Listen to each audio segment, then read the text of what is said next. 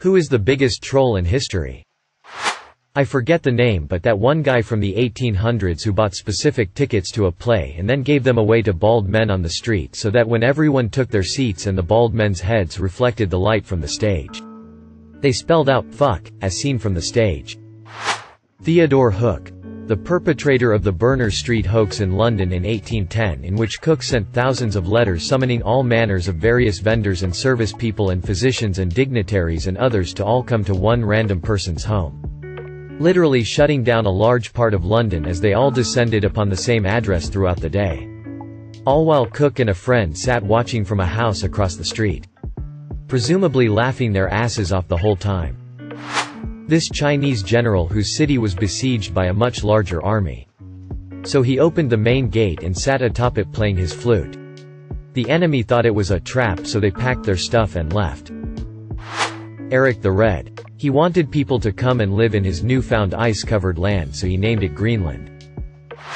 Diogenes. He became notorious for his philosophical stunts, such as carrying a lamp during the day, claiming to be looking for an honest man. He criticized Plato, disputed his interpretation of Socrates, and sabotaged his lectures, sometimes distracting listeners by bringing food and eating during the discussions. Diogenes was also noted for having mocked Alexander the Great, both in public and to his face when he visited Corinth in 336 BC. There was a Prussian, I can't remember his name, who managed to make an officer uniform out of scraps of clothing. He used it to convince a few guards on patrol to follow him into a government building, ordered the arrest of the man in charge, confiscated all the money personally, sent the arrested man to Berlin claiming it was all on order of the king. He then ditched the uniform, got on a train to Berlin and managed to beat the guards there. He then sat back and watched the absolute confusion happen. The guy was eventually arrested, but the public turned him into a celebrity and his actions into a play that was performed all over Germany. He wasn't incarcerated for long, and after his release he lived an easy life from there on. The motherfucker who sold the Eiffel Tower twice. Mozart didn't like this singer so much that he wrote a piece for her with high and low notes constantly, because he noticed that when she hit low notes her chin went to her chest and when she hit high notes her head would fling back. So it was like she was bobbing like a chicken. The guy who opened a fake #1 restaurant in London using Google reviews and his back garden and shed with microwave meals. April Fool's Day 1974, when a man burned 70 rubber tires on a dormant volcano in Alaska. This has to be up there. He waited 3 years to get a helicopter to fly the tires to the top to get a picture-perfect condition. He even got the Coast Guard called out too, and here's the link to the story. I was thinking more like the mortician who patented the automatic telephone switch 3 years after finding out his rival's wife worked as a telephone operator and would reroute calls asking for his funeral parlor to her husband's. The guy put a whole worldwide workforce out of work for one person's actions. Edit. Thank you for the upvotes and awards, you guys are awesome. The dude who somehow got a network news program to say that a plane that crashed was piloted by 4 men with the names Hu Li Fuck, Sum Ting Wang, Wei Tu Lo, Bang Ding Ao. The guy who decided to put an ice troll 3/4 the way up the path to High Hrothgar. Stephen Hawking was in an interview when a cord was unplugged and alarm went off. This was before he was completely immobile, and he slumped in his chair. The people interviewing him were scared out of their minds, until they realized that he was alright, and chuckling at his joke. The cord and alarm were for a computer. Orson Welles did a radio play that told people the Martians were invading. The next day he told everyone that his play had freaked out millions of people, when it was a few dozen at most. I posted this comment once on an askreddit about the best "fuck it, I'll do it myself" moment in history. But I think the tale of the Agent Garbo, the double agent whose real name was Juan Pujol Garcia, applies here too. He trolled Hitler and the Nazi regime so fucking hard it boggles the mind. And he didn't merely get away with it, he was given an iron cross by them. Okay, so it's time for me to talk about Juan Pujol Garcia. A hotel clerk and former unsuccessful chicken farmer was frustrated with the fascist government of Spain. And Germany's warmongering was getting scary. France had fallen, The USSR and USA were both neutral so far. And only Britain was left to stand against the Nazis.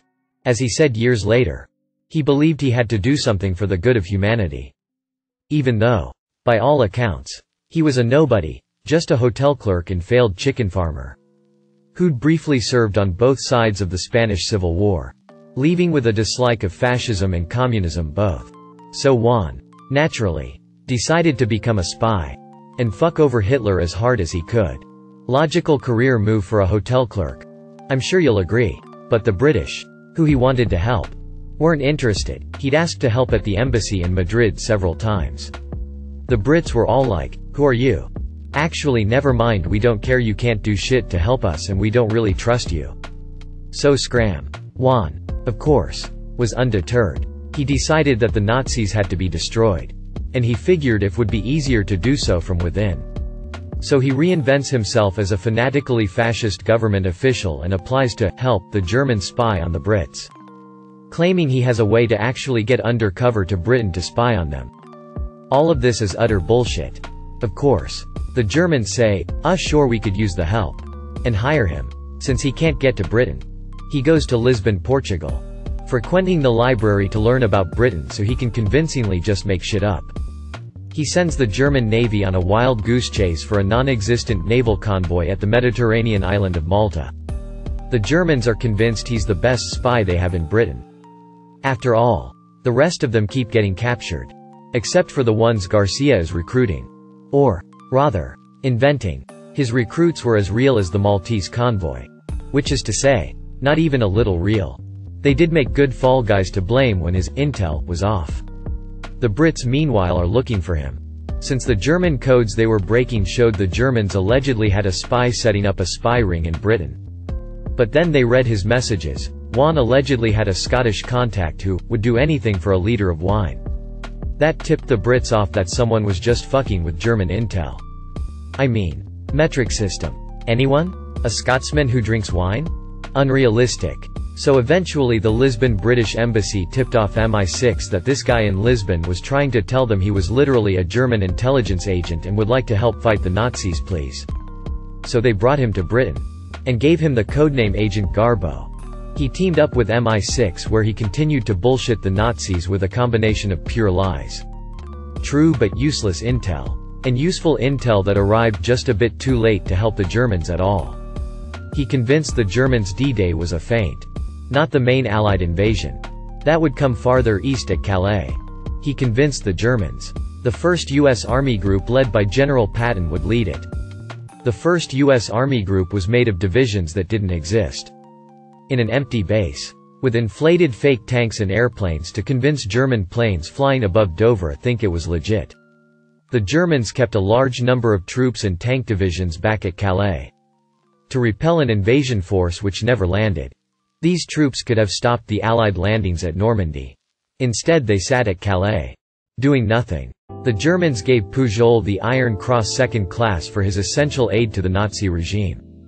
The British government soon after made him a member of the Order of the British Empire. His German spy handler gave him his Iron Cross in person after the war, apologizing profusely for failing to win the war he'd helped them so much with. I imagine it was difficult to keep a straight face for that conversation. TLDR. Failed chicken farmer from Spain wages personal war of lies against Nazi Germany and wins. Michelangelo without a doubt. This man was hired to paint a chapel and put more dicks and asses on it than you ever did see. Didn't George R.R. Martin once say that in the future he would love to get people so immersed in a fantasy world novel and never finish it? The old-timey NYC newspaper The Sun Emo. In the 19th century, they published some articles about the presence of life on the moon like unicorns, winged humans, and other creatures who built temples and lived peacefully.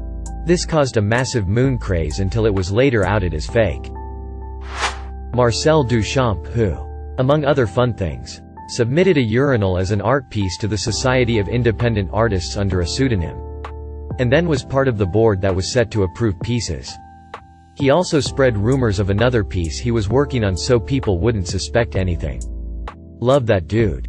Plus he sparked an interesting discussion in art. Edit. Thank you for the silver. Also would like to mention that as Tequila Mockingbirdie pointed out, the urinal may have actually been submitted by a woman by the name of Baroness Elsa von Freytag-Loringhoven. And Duchamp acted more so as a curator. The more you know.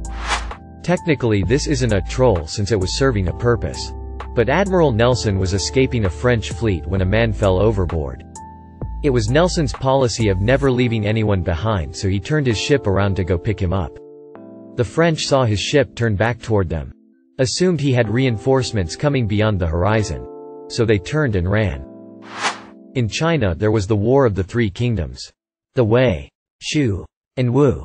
Two of their armies met in battle and the smaller was out of arrows. They were separated by a river. One night, the leader of the smaller army stalked the front of their boats, rafts with straw bales and moved toward the opposing army over the river. They were immediately hailed with arrows. The men ducked behind the straw while the arrows stuck in the straw. Undamaged, they then sailed away and yelled, "We thank you for the arrows. We will return them shortly." This may just be a tall tale from Romance of the Three Kingdoms, but it may be true. In the 30s to 40s BBC did an April Fool's broadcast where they told people how spaghetti was made. On trees. They literally showed fake spaghetti trees, and since not many people in that time knew how spaghetti was made, lots of people believed it. Reddit user. Malleable Duck Rick rolled Rick Astley here in Reddit. Theodore Roosevelt. He got shot. Went on a 1-hour speech mocking his assassin and then went to hospital. Giles Corey. A farmer caught up in the Salem witch trials. He was sentenced to pressing, being slowly crushed by stones, to force him to make a plea. Every time he was questioned, he simply said more weight. He died without making a plea. Whoever decided to delete Club Penguin? The guy who faked cancer at our teenagers. This will be buried. But Sergei Korolyov. The dude was getting frustrated with the Soviet government because they weren't interested in funding his space exploration projects. So he got his propaganda group to publish articles about how Russia was getting close to sending something into space. As expected, the US took the bait and started working on their satellite program. And the Soviet government freaked out when they saw the US doing that. So they funded Korolyov's projects. He and his group played them good. Whoever was responsible for the last season of GOT. Whoever told people to rush Area 51. Gregor McGregor. He was a Scotsman who claimed to own land in the New World. He got fake maps printed. Fake pictures drawn. Then published it all in a big convincing book. He then got over 200 people to emigrate to this paradise and, get this, dropped them in the Central American jungle. Many died. Some returned and blamed the expedition guide for directing them to the wrong location. Still believing Gregor's story. The more you read, the crazier it gets. Russians. And how they continuously retreated when Napoleon tried to attack them, resulting him giving up due to the situations his army was facing. Like disease. When God told 100-year-old Abraham to go kill his only son and then was like lol psych right before he actually did it. Leonardo da Vinci. He made almost no actual contributions to science. Everything he discovered and documented in his journals could not be read as they were encoded and mirrored. Much of what he discovered had been rediscovered by the time the books were decoded. Pope John XII. He was pope during his teenage and late 20s, so naturally we all know that he was kind of an ass. But he was not only an ass, but literally the biggest ass of not giving a fuck. He would do wine and sexual debauchery. And literally did not give a fuck about anything that when happened. He was the ruler of papal states until he died. But yeah, John XII was not a good pope. If anything, he was the worst pope in the century, but he was literally the physical embodiment of rich and powerful connections. Basil Zaharov. A Greek arms dealer. He once donated a submarine to the Greek government.